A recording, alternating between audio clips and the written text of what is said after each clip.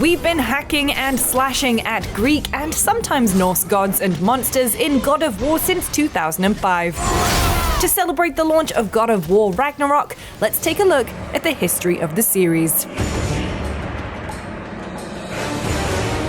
In 2002, fresh off the release of their futuristic racing game Kinetica, Sony's Santa Monica studio began working on something new. Kinetica designer David Jaffe had an idea. What if there was a game that was like Onimusha but with Greek mythology instead of Japanese, and had the frenetic action of Devil May Cry and the puzzle solving of Ico? And then, it also had a bunch of adult themes like sex and violence sprinkled on top.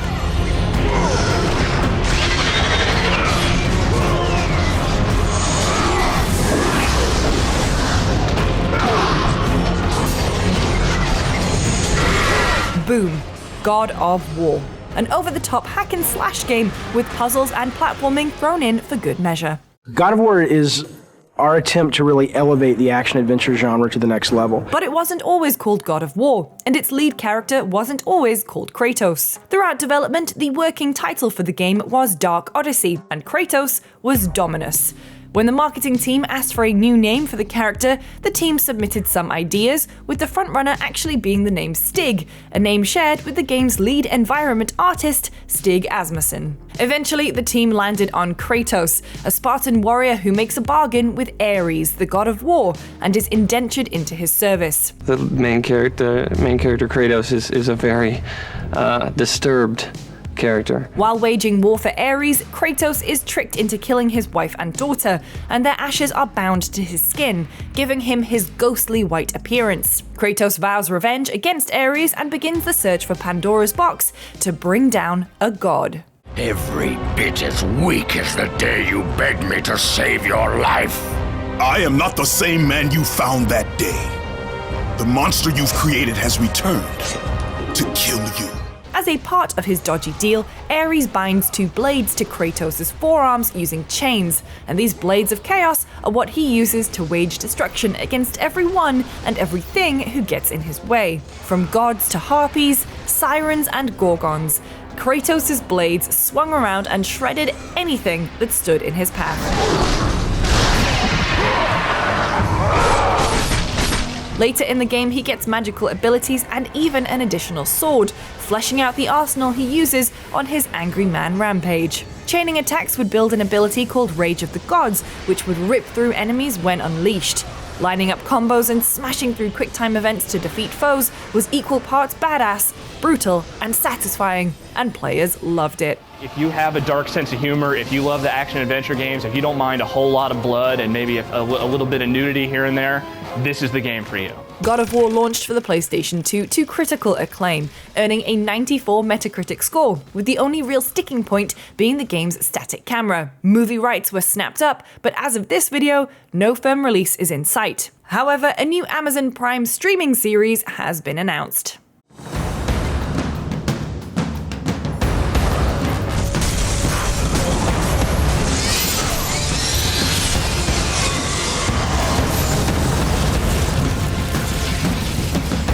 After killing Ares, Kratos becomes the god of war, but is still haunted by his past deeds and the loss of his family. After joining the Spartan army to attack the city of Rhodes, Zeus betrays him, strips him of his power, and he's taken to the underworld. Kratos hunts down the Sisters of Fates, who have the ability to turn back time, a feat that he wants to use to help him get revenge, obviously. With new weapons, relics, and abilities, Kratos takes the fight to Zeus, battling any creature, god, and even Kraken, who once again is foolish enough to stand in his way. After directing the original God of War, David Jaffe became the creative director of its sequel, with lead animator Cory Barlog stepping in to direct. And this won't be the last you'll hear about one Mr. Barlog. We're here for the Sony PlayStation Store Metreon Midnight launch event. God, that's a mouthful.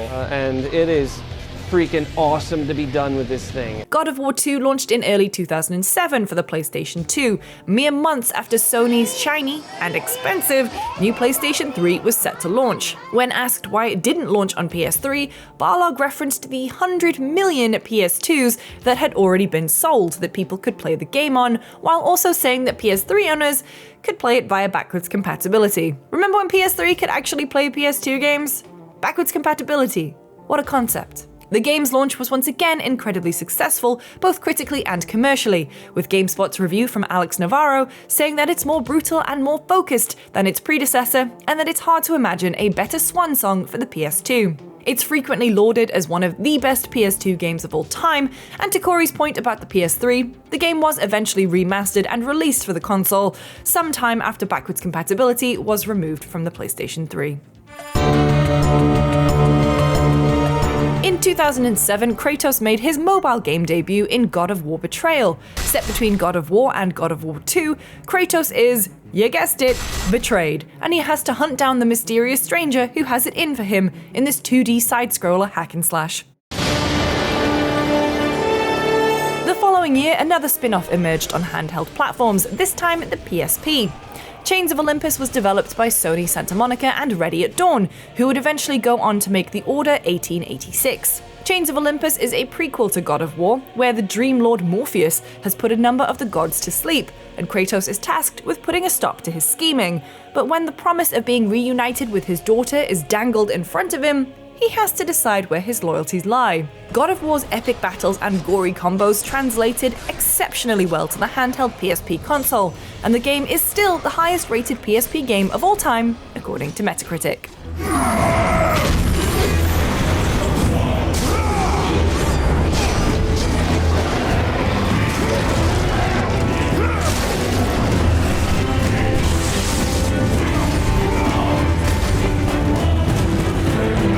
In 2010, Kratos leapt onto the PlayStation 3 with God of War 3.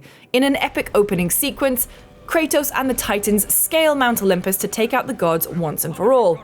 Naturally, it doesn't all go to plan, and Kratos is betrayed, again, this time by the Titan Gaia, who sends Kratos back to the underworld. The original ending plan for the game was actually very, very different to what we ended up with. I'll let the series' original creator, David Jaffe, who had left Sony at this point, explain. You kill Zeus in the first couple of minutes of God of War 3. There's a vacuum on Earth because the Greek mythology religion is in shambles.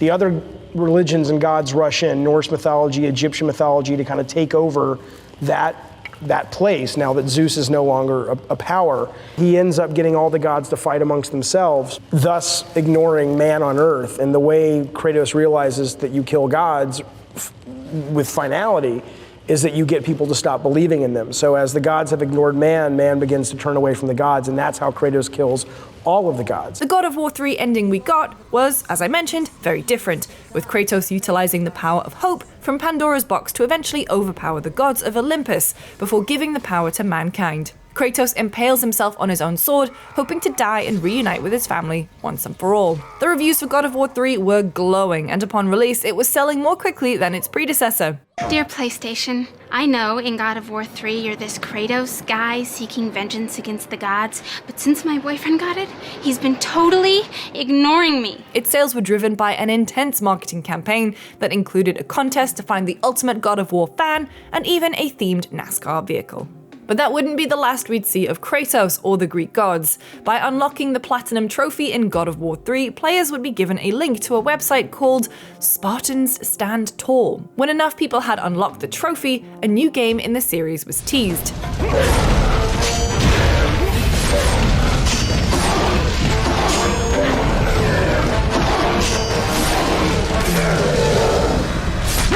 God of War Ghost of Sparta launched on the PSP in late 2010, with an important story set between God of War 1 and 2, where Kratos heads to Atlantis and is tasked by his dying mother to find his presumed dead brother Deimos. Man, Kratos cannot catch a break when it comes to family matters, huh? While the game didn't review quite as well as the others, with many critics lamenting that it was just more of the same and didn't push the boundaries of the franchise, it was praised for its visuals and just how well it handled on the PSP.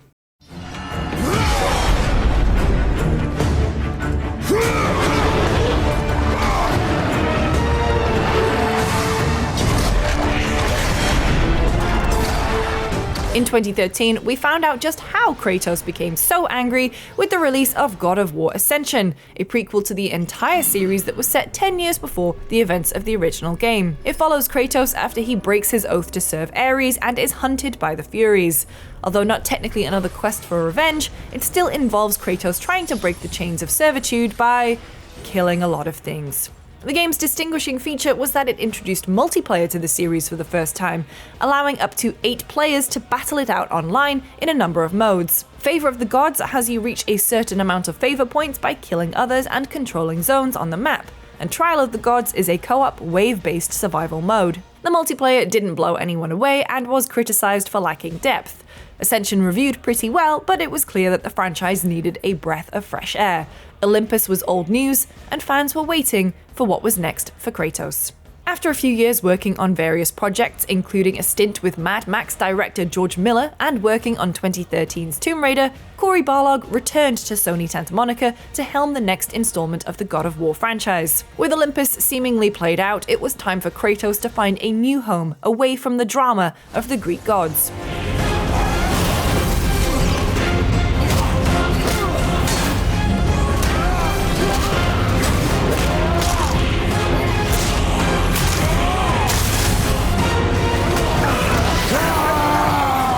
During development, ancient Egypt was considered as a setting for the game, with the team even creating concept art. But the team at Sony Santa Monica eventually settled on Norse mythology, with the isolation and barren nature of the land being appealing. After the events of God of War 3, Kratos leaves Greece and ends up in Scandinavia, marries a woman named Faye, and has a son, Atreus. But Kratos isn't able to escape his bloody past quite so easily, and despite living a quiet life, he catches the attention of the Norse gods. After Faye's death, Kratos and Atreus journey to the highest peak in the realms to scatter her ashes while being pursued by Balder, the son of Odin. The game centers around Kratos' struggle to break the cycle of violence and his relationship with his son, who is unknowingly part god. I know you're a god.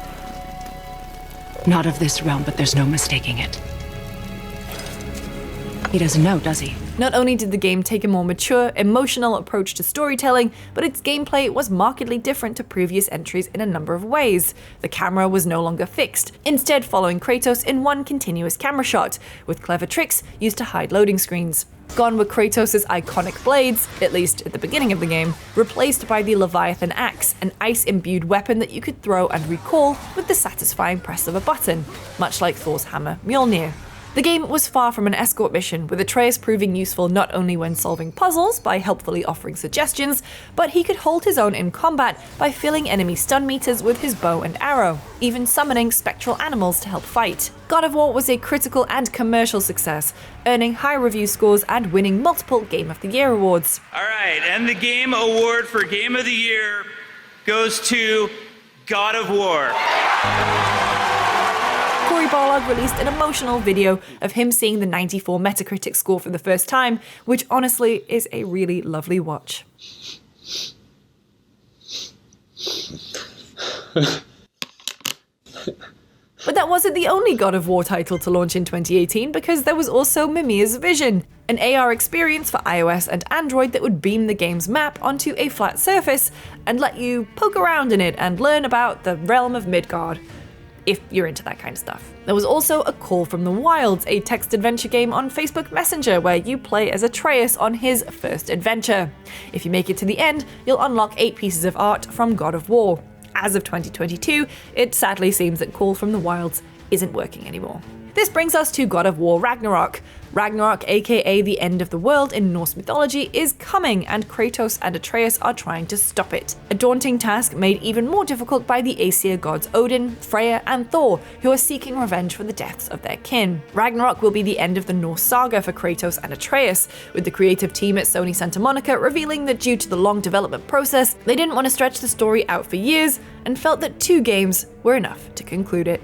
For more on God of War Ragnarok, including our review, features, and guides, make sure to subscribe to GameSpot on YouTube and check out GameSpot.com. We'll also have more episodes of History Of coming your way. Thank you so much for watching. You can find me on Twitter at LucyJamesGames, and we'll see you next time.